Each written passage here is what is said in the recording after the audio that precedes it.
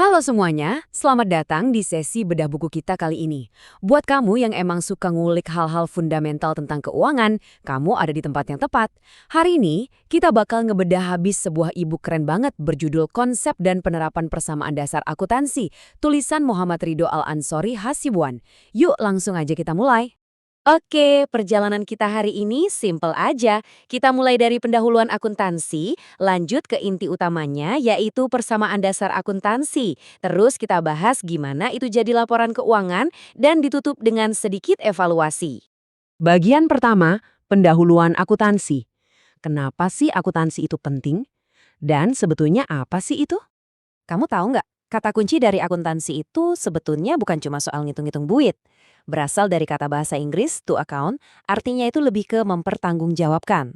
Coba bayangin gini, kamu nitipin uang ke seseorang buat muterin bisnis kamu. Pasti pengen tahu dong uangnya lari kemana aja.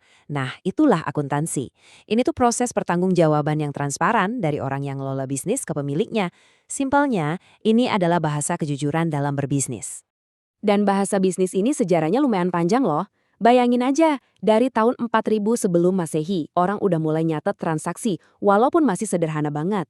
Terus, lompatan terbesarnya tuh ada di sekitar tahun 1300-an sampai 1850 Masehi.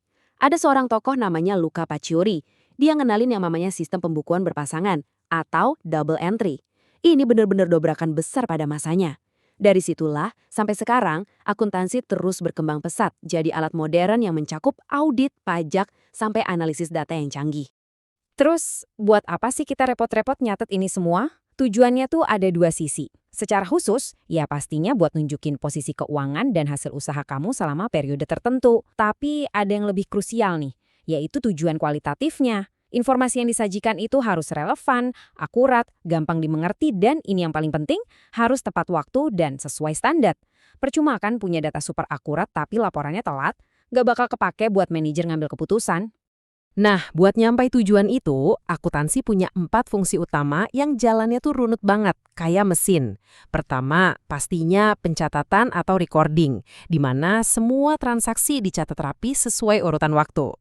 Dari catatan itu, masuk ke fungsi kedua, yaitu pelaporan, di mana hasilnya disajikan ke pihak-pihak terkait. Setelah laporannya jadi, manajemen bisa pakai itu buat pengendalian, ngecek pengeluaran udah sesuai target belum. Dan terakhir, datanya dipakai buat perencanaan strategi bisnis ke depannya. Rapi banget kan flow-nya?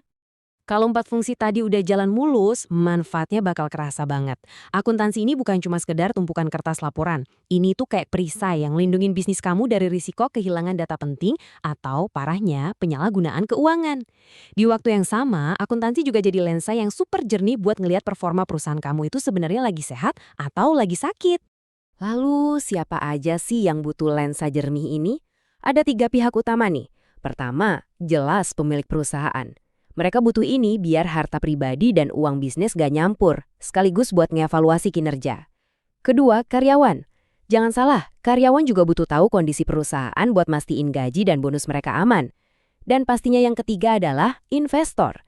Buat investor, laporan ini tuh benar-benar nyawa buat nentuin apakah mereka mau nambah modal, nahan dulu, atau malah narik investasi mereka. Karena yang make beda-beda kepentingannya, akuntansi juga dibagi-bagi ke beberapa bidang. 2 yang paling esensial yang kita bahas di sini adalah akuntansi keuangan dan pemeriksaan akuntansi atau auditing. Akuntansi keuangan itu fokus bikin laporan buat pihak luar kayak investor tadi. Tapi gimana investor bisa yakin laporannya nggak direkayasa? Disinilah fungsi auditing masuk. Auditor itu pihak independen yang tugasnya mastiin laporan keuangannya beneran bisa dipercaya. Mereka ini ibarat penjaga gerbang kredibilitasnya lah. Oke, sebelum kita main-main sama rumus, kita balik ke realita dulu bentar. Ini ada contoh bukti transaksi. Di sebelah kiri itu faktur, dokumen rincian yang wajib banget ada kalau kamu transaksi secara kredit atau ngutang. Terus yang di kanan ada kwitansi. Kalau yang ini pasti kamu sering lihat dong. Ini bukti tanda terima yang kamu dapat kalau bayar secara tunai. Nah, dokumen-dokumen kayak gini nih yang jadi bahan mentah buat dimasukin ke sistem akuntansi kita nanti.